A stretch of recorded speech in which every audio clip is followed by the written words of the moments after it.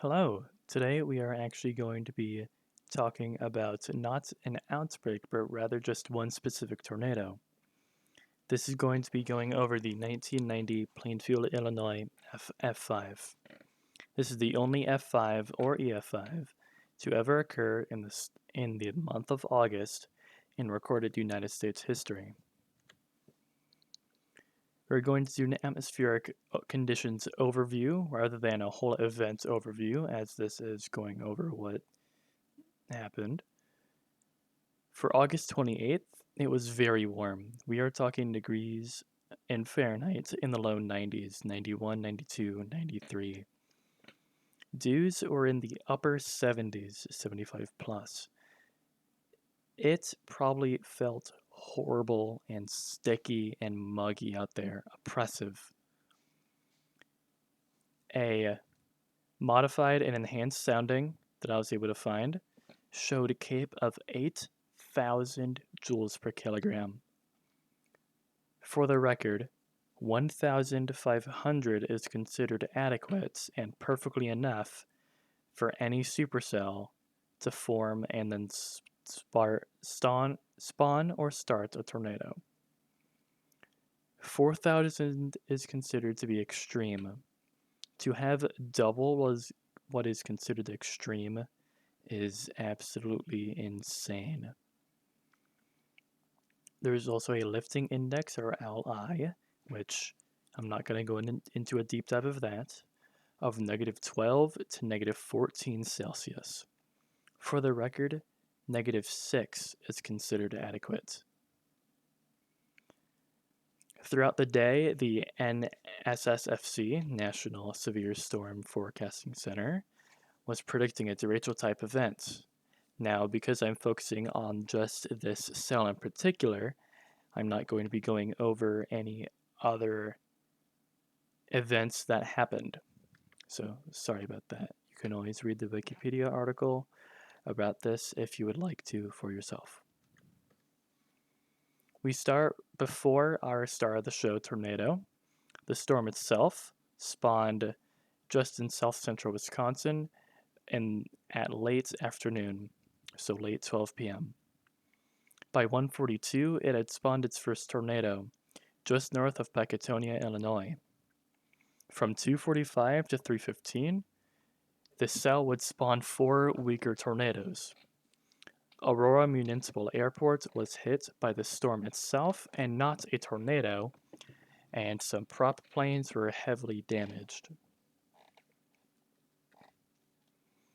We now get on to our star of the show.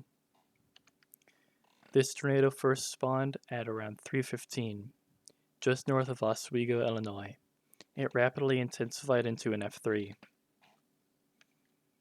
10 minutes later, at Wheatland Township, nearly all homes of one of its subdivisions were damaged, with most of them being destroyed. This tornado theoretically became F5 in open farmland. Inches of topsoil were removed.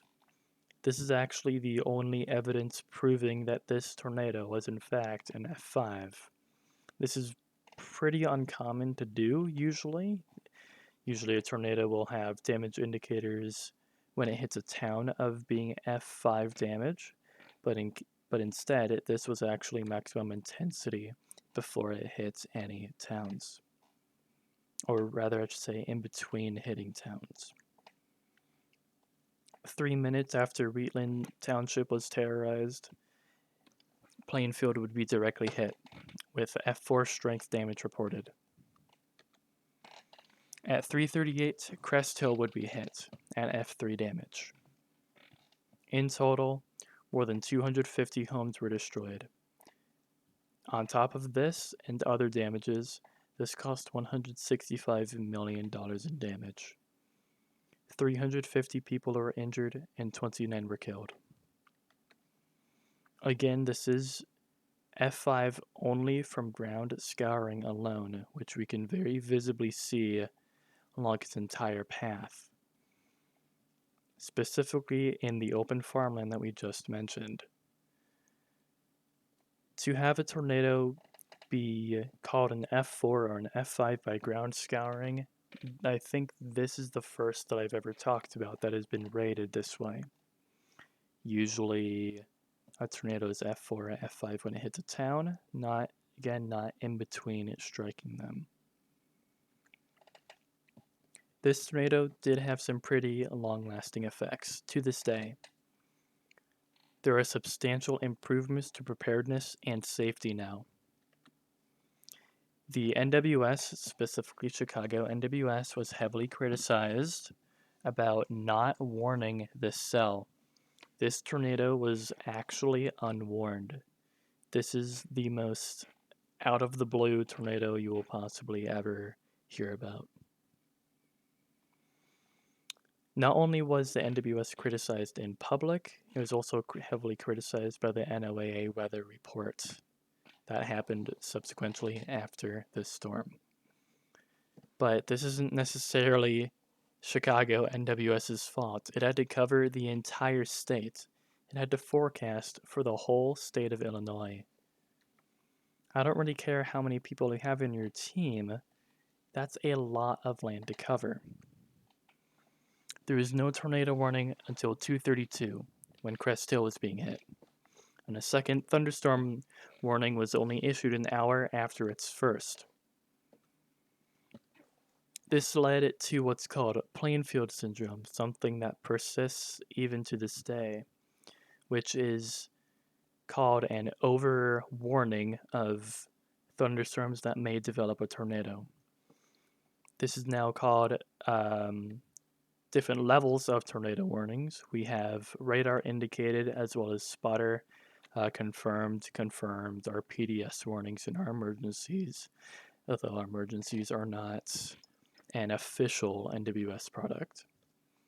But besides that, again, to this day, this issue still persists, kind of. It was definitely, before radars got a big update in the early 2000s, much more persistent from 1990 onwards. Because Chicago NWS had to cover for the whole area, NWS St. Louis was expanded as well as Paducah.